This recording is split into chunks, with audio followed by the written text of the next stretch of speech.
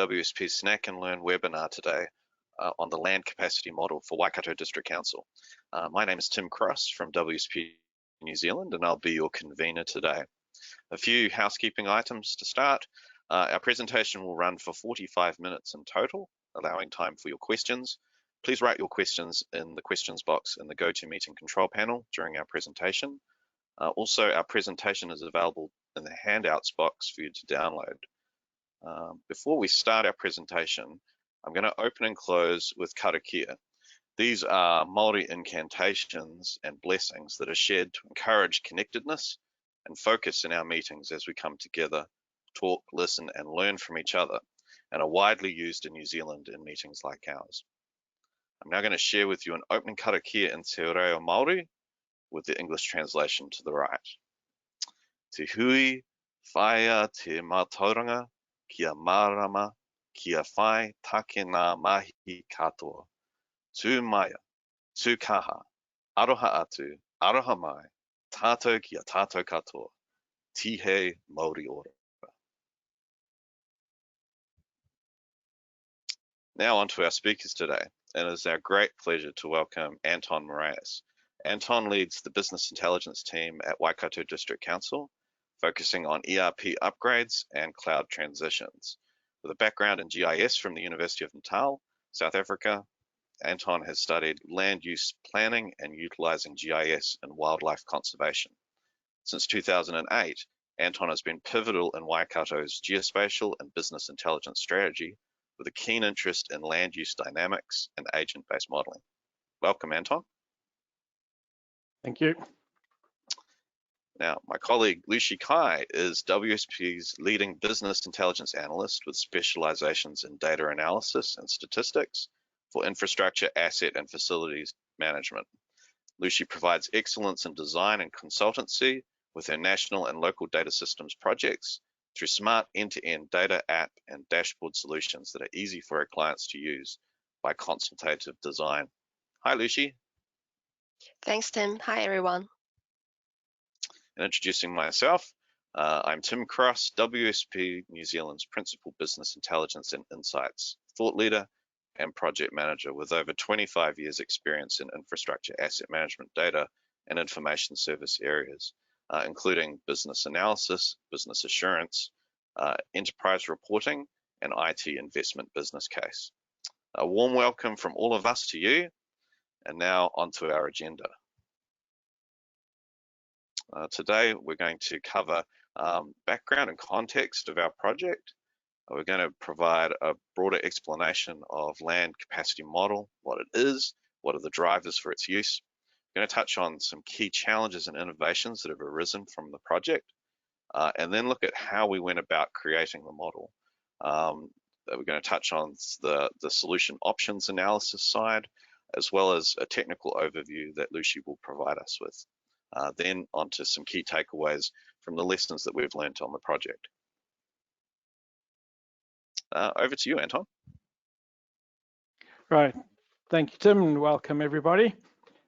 So the land capacity model has provided key insights into the potential for subdivision under the existing provisions and our prospective zoning changes and zoning regulations. This process has enhanced our data management capabilities, allowing us to do more in-depth analysis, which in turn supports our decision-making processes. It has established a solid base for upcoming projects and has shaped our strategy for executing work. Additionally, there's been considerable value in collaborating across different teams and different platforms. So can you get on to the next slide? Thank you. For those of you who might not know where the Waikato District Council's jurisdiction is, it is situated on the North Island of New Zealand, and it is just to the south of New Zealand's biggest city, which is Auckland. The Waikato is a very significant cultural centre for New Zealand. It is the home of the Māori King. The Māori King movement, known as Kingitanga, unites the tribes of New Zealand, upholds Māori sovereignty, and preserves culture since its establishment in 1859. If you were to come to New Zealand on a holiday or a tour, one of the places you might want to visit in the Waikato is the town of Raglan, which is known on the international surf circuit for a really good left-hand break, and it's a very popular beach-going area with a very laid-back lifestyle, and in New Zealand that's very chill.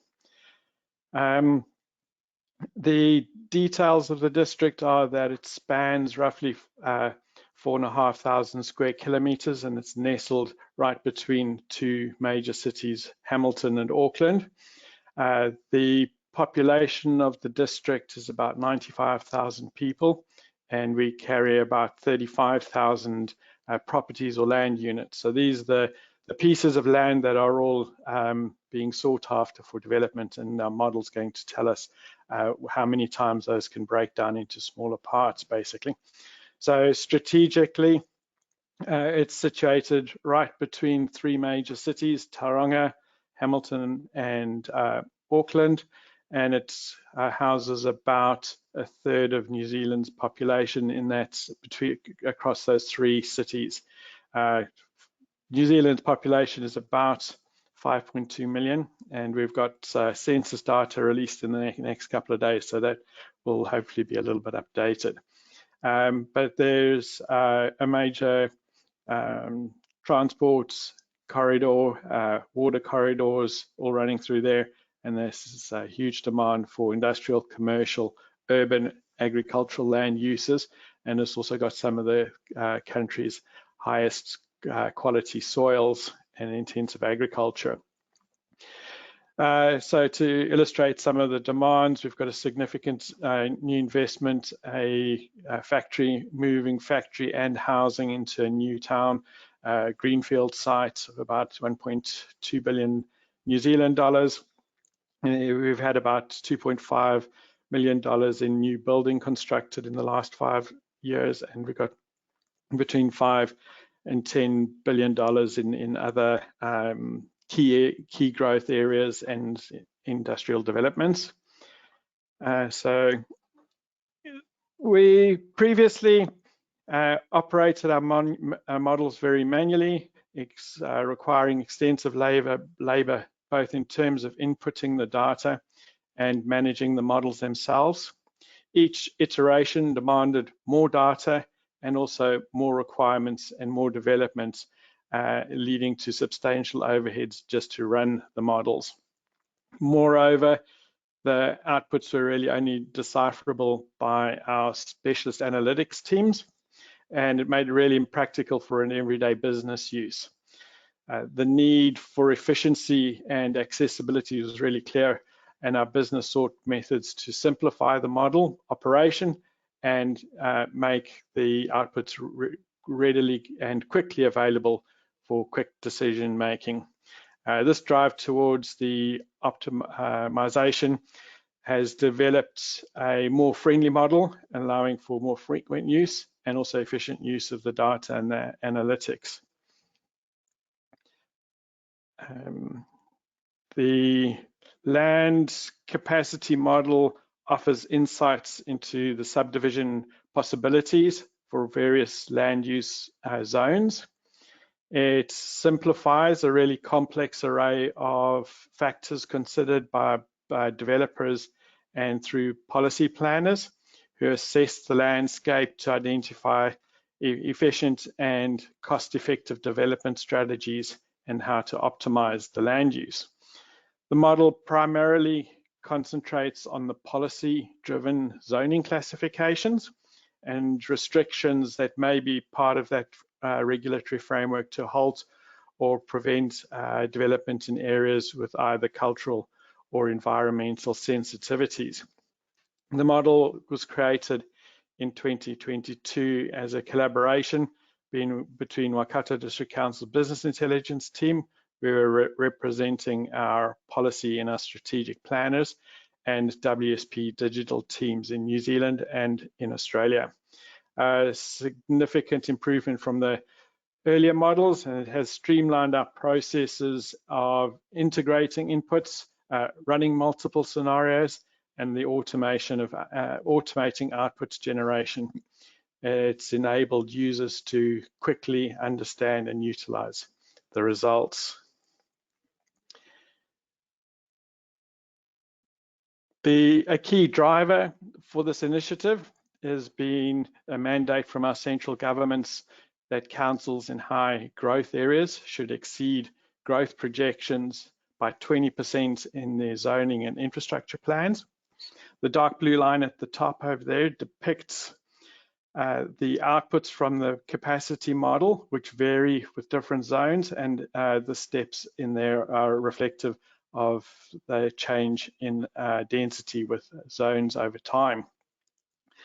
The model outputs are cognizant of location, so allowing analysis to be applicable at various scales, from districts down to very fine neighborhoods scale. The model is also flexible in permitting the incorporation of additional constraints, which could illustrate the impacts of infrastructure limitation prior to reaching the maximum zoning capacity. So for example, if there was a restriction due to a wastewater treatment plant or something along those lines, we can plot that underneath that ceiling level. If we jump onto the next slide there, Tim. It's essential to monitor the actual pace of development to inform the planners of the rate at which the zone's capacity will be met, and this prompting necessary enhancements to infrastructure or modifying the zones. So that light blue is the number of buildings and subdivision consents ticking along, and we can see how rapidly they're closing that zoning gap. And next slide there for us. The other thing that we incorporate into that is the ability to add our projected growth, so we can reproject growth and have a look at what point we need to trigger a new zone change, or whether there's upgrades to infrastructure capacity or size. Great, thanks, Anton. Yeah, I guess yeah, from here, what we just get from what you've shared, just the dynamics of the land capacity model. I wanted just now to share with you some of the key benefits from the model, and some of the process that we've undertaken through options analysis, and a bit more around the solution co-creation through with Waikato District Council and WSP, and then solution design and output examples. Oops. So for us, 4 key benefit realizations, really the development of comprehensive information, particularly for planning, financial growth and infrastructure, as Anton shared earlier, an aid to identifying and protecting environments and land use patterns, certainly the bringing together of multiple data sets to enable one story in one digestible format certainly makes it much easier for evidence-based decisions to be made across growth and commercial needs out of council, and enabling collaboration and connection, and really, I guess, as we step further forward, the ability for citizens to really get to have an interactive sense of what the direction of council is with regards to land use future. Our project was split into, I guess, in the overarching plan set for the land capacity model, was set into 6 phases. The first 3 focusing on the development of a static model, with the remaining 3 in terms of the further development of the model through economic evaluation, realizable capacity, and more advanced reporting. And given that sort of range and program, there were definitely questions with regards to how much is this going to cost? How do we make sure we have the right people on the job? How do we make sure that we've actually crafted the project in a way that's fit to budget? and for current purpose.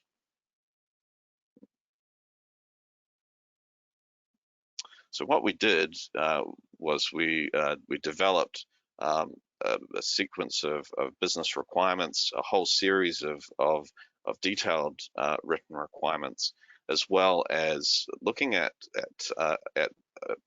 infilling a high-level plan for each of the phases, such that we were able to then say across the 6 phases, what are the different options of actually delivery of this? And in our case, there were times when some requirements would need to be, well, we could say, well, some requirements don't necessarily all have to be completed within a phase for the phase to actually then allow us to step further forward. So there were options for us to be able to look at full or light delivery of particular phases, and then as such being able to say, well, what if we connect the resources and time expectations for delivery of those requirements and the steps expected in the phases, what is that going to cost? How much time is that going to take? And what percentage of requirements delivery can we achieve? This helped us to come to an assessment score that then drove us to saying, here are 2 key options which can then be put forward for further assessment.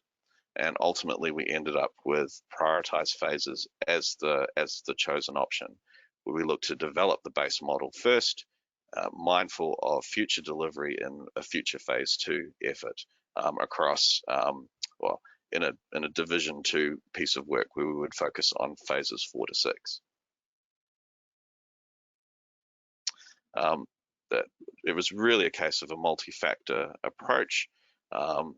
And a true interlinking of strategic objectives, business requirements, the plan, and the dollars, costs, and time. And it was really in that it was comprehensive, but in doing so, helped us to really narrow in on what was most important for the project and our ability to succeed in delivery.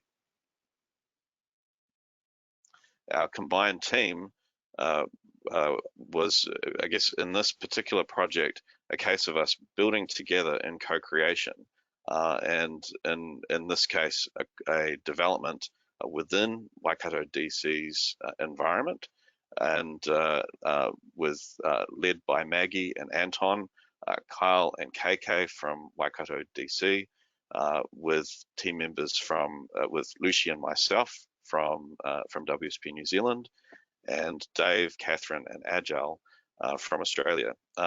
And Dave, Catherine, and Agile had all been involved in a land IQ software development, which is a much broader statewide land use analysis tool. Certainly a much bigger tool than what Waikato District Council were looking for. So for us to be able to bring that expertise in for the project to create something fit for scale for council was fantastic, and we were able to gain significant benefit in that scale.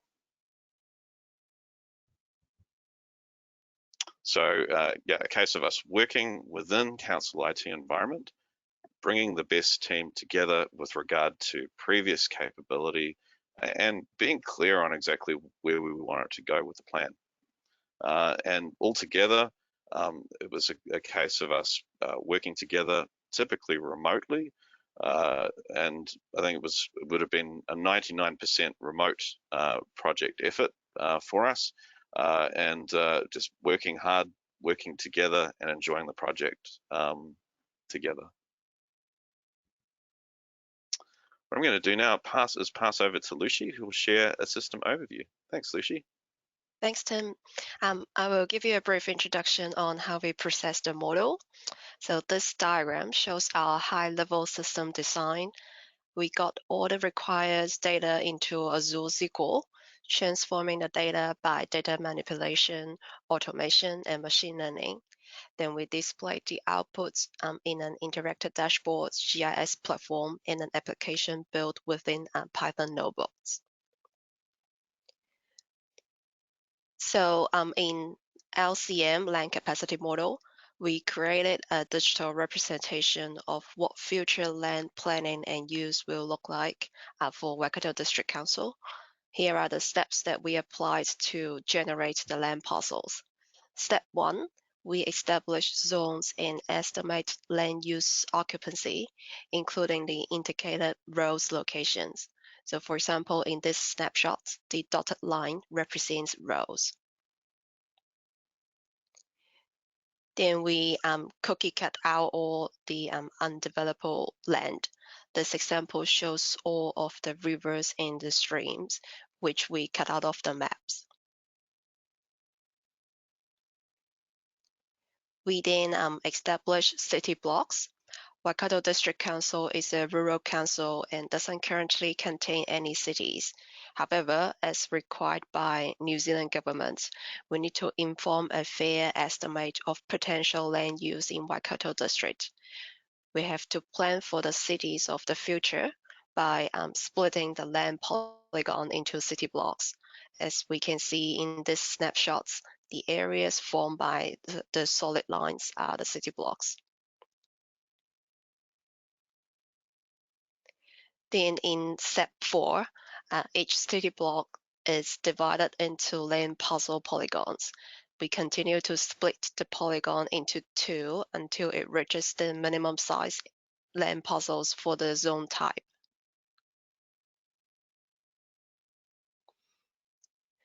And at this point, we now have a simulated road network and simulated land parcels, as you can see in the snapshots. In New Zealand, we have recent government policies that allows landowners to develop 3x3 properties on a single land parcel. We need to consider the LCM in 3 dimensions in known high growth zones. So using digital technologies makes it much easier to scenario test, help with council's understanding of district growth and commercial future. We have a variety of buildings which could be built on any given land parcel. The model assesses the parcel and determines a fit-for-purpose buildings and counts any parcels that are unsuitable because not all polygons are a suitable shape to build on.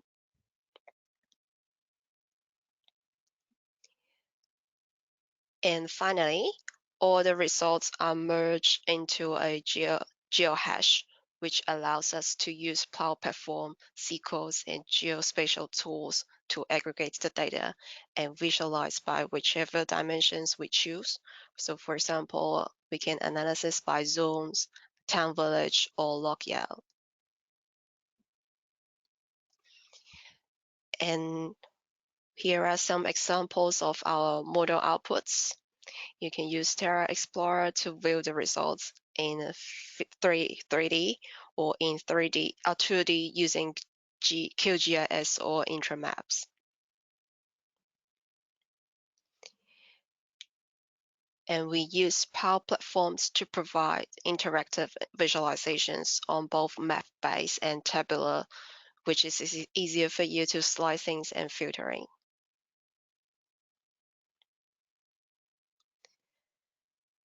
And also, we utilize Azure Data Platform to provide advanced analytic tools, storage, and data models within Synapse. Now over back to Anton to share more about our key takeaways. Thanks.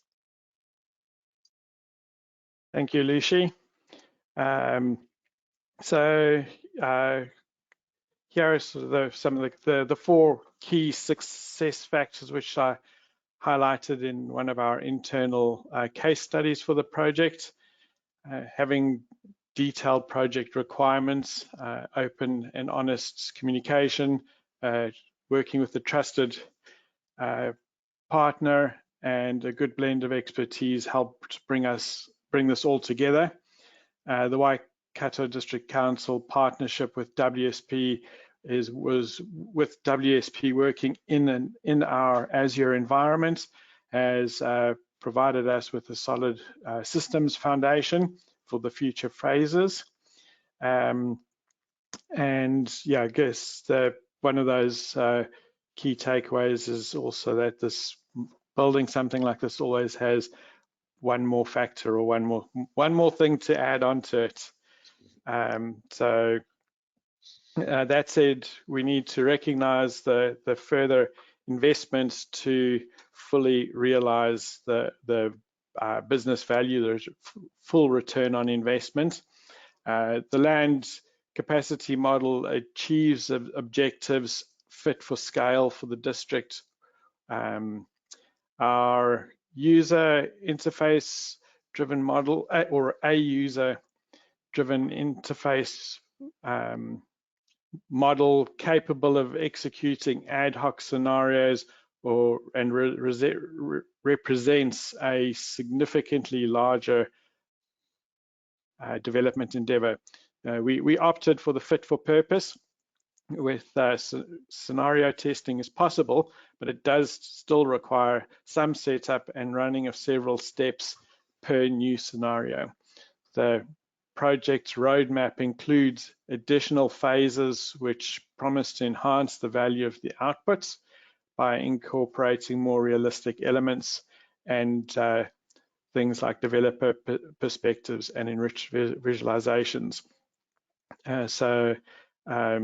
Economic thresholds and additional environmental thresholds are some of those key areas that we realize will be more limiting than the regulatory framework. So further collaboration with the end users is necessary to understand their data inquiries and to develop tools that enable them to pose these questions. It's important to note there have been considerable changes since the model's initial design in late 2022, and there are significantly great new opportunities recently presented for users to interrogate the data, which we will most definitely be looking at. So the model has done a reasonable amount of verification, validation, and sensitivity analysis. The model has been validated with known data inputs and also compared against established and other sources of capacity information. So the model's verified itself in a known environment, but has not been tested on a completely new zone or a new zone type. So as a final point, conducting an experiment with input from an entirely different district with different zones would be an excellent test for the model's adaptability and performance. Thanks, back to you, Tim. Oh, thank you, Anton, and thanks, Lishi. And yeah, we're now at the point of thank you for joining us for the presentation. We're now going to move into a question and answer session. And I think just to start, before we begin that, I thought maybe we'd bring across one of the examples. Anton, maybe you can talk to this example.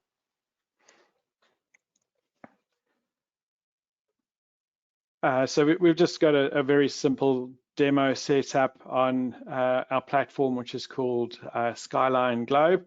And those are the 3D representations of buildings at different time stamps or time points in the future. And as you can see, some of them are a lot taller than others. And this is designed to give our politicians and policymakers an idea of what the extension in height and intensification actually looks, or more realistically looks like, compared to the existing stock. So these are very significant changes to our typically rural villages and small towns. So as you can see, the houses on the top right hand side there are all set on large land sections with quite a lot of free space. Cool. I think the link to this one will be published for you to have a look at. That's great, thank you. Okay, let's have a look. Question wise, How is the model able to test where a new area is suitable for development? Anton? So sure. It's not so much a suitability test. It is more a tool that will be utilized to test the output of the product of an area that may have been identified as suitable. So the inputs come from our zoning regime, which does the work to say what is each block of land's optimal or most suitable land use intended to be. And then this model can test whether the objectives or the density intended for that land use can be achieved. So it's not finding or looking for suitable land. It's when you do have a suitable land, testing whether that's going to meet the policy objectives in terms of density. Cool, thank you. Just further invitation to you all, if you would like to ask us a question, please feel free to put that into chat. In the meantime, a question that we received earlier through registration: what involvement has iwi had in the formation of the model, and has their tribal IP been managed? I'll answer that one also. A little bit similar to the first question. At this stage, it's a decision-making tool that we're using within the council and is within that policy framework. So the inputs into the land use and the zoning is a process that we run in New Zealand called under the Resource Management Act. And there is an extensive process that will undergo doing that suitability work within consultation with all of our citizens, and particularly a lot of consultation with iwi. So their input is into what is the optimal land use, and this model at this stage is a test. Is that model going to reach those outputs? So they're heavily involved in a different phase. Later on, we've had a good use case very recently where the district plan and these taller buildings are around a marae. So the marae is the cultural center of the iwi, and they have a very strong connection to their land and water and mountains. And we were able to use this model along with some other data to test if there's intensification, how does that impede on view sites and view shafts. So the use case has been worked very extensively with our Māori partners, and we've been able to provide policy interventions to ensure that their cultural connection to their land, their water, and the mountains can be preserved. That was a good question on several levels there. Oh, for sure. Thanks, Anton. And thank you for your question. Just a question regarding, did you encounter any challenges with working across time zones and with remote working? And how did you manage in those situations? I guess I can touch on that. Really, I guess in our case for this project, we were only dealing with a time zone shift. New Zealand to Australia, to the eastern seaboard of Australia, is only a 2-hour gap. Typically, we follow similar daylight saving rules across. So through the period of the project, it wasn't too difficult, but there were times when we needed to consider each other's calendars, timings. There was potential for us to be able to deliver some work out of New Zealand that could then be passed to the Australian team to continue working on. Any further thoughts on that, Lucy? I don't think we have any challenge working between New Zealand and Australia. So yeah, it is a really good experience. Thanks, Tim. Well, thanks, Lucy. Next question. What was the process like for creating the parcels that met minimum lot sizes? How did non-existing road locations get identified? So this one links into question 2 quite a lot, where it says where we're only able to test 2 types of buildings, existing and 3x3. The 2 questions can be answered together. So Yep. we utilized a catalog of existing buildings that are typical housing typology for each of the different zones. So I think in our model, we've got around 12 different land use zones. And so there's quite a wide range of building outlines that could be fitted to test those parcels. And the ones that are void or can't fit those buildings, we also need to build into our communities amenity spaces and open spaces and parks and things like that. So I think quite an important thing here is, although it's a very visual simulation, it is essentially a numbers game, because it's the subdivision could work out thousands of different ways, but it is to enable the users to get a better sense of what does 100 lots look like. And then I think there's a little bit of a question around the infrastructure. It also gives us a better sense of the linear meters, or the lineage of how much road is required to support a certain quantum of land for different land densities. So it can inform an approximation or a model of how many land units would be produced, how much amenity space would be produced, because if it's a nice rectangular green field, you're going to get a different to something that's very odd shaped, and the lineage or the linear meterage of things that you would need, like water, electricity, cable, fibers, and roading itself, footpaths. So there's quite a few things that can start coming out in terms of a quantum or a number per area unit that you would be looking at. So kind of jumping into a little bit into question 3, per se, this model doesn't identify infrastructure issues with infill, but it becomes part of integrating into our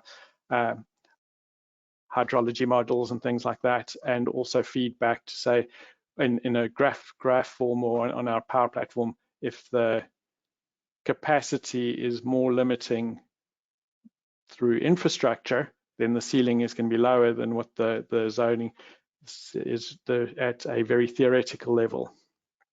Mm-hmm. Well, thanks, Anton. I think that will have answered I think 3 questions that were raised regarding infill and infrastructure positioning. So that's great. Thank you. We've got another question here. Can this model be applied outside of New Zealand, or is it much different to the rest of the world? There's actually quite a detailed question. We'll start with this portion first. I'll jump into that one also.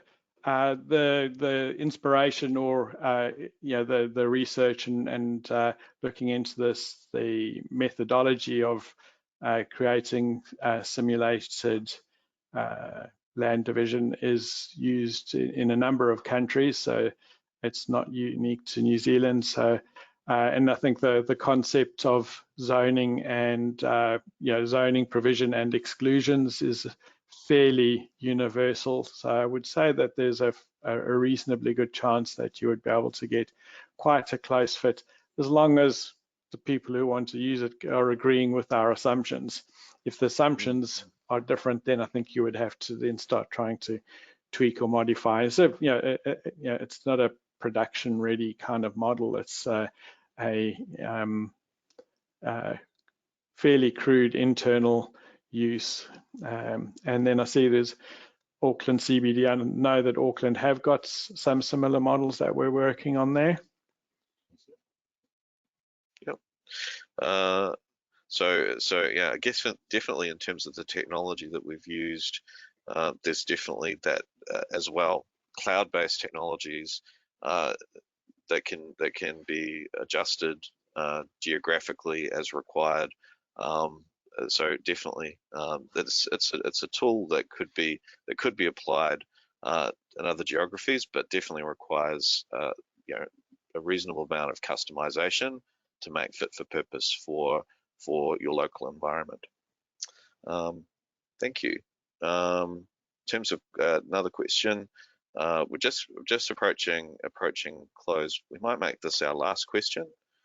Please, though, continue to ask questions, and we're happy to answer post presentation and get back in touch direct with you with answers.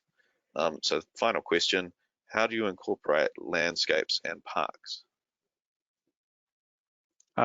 Great. So we'd mentioned, well, there's two factors onto this. One is if they are a known location or a known position.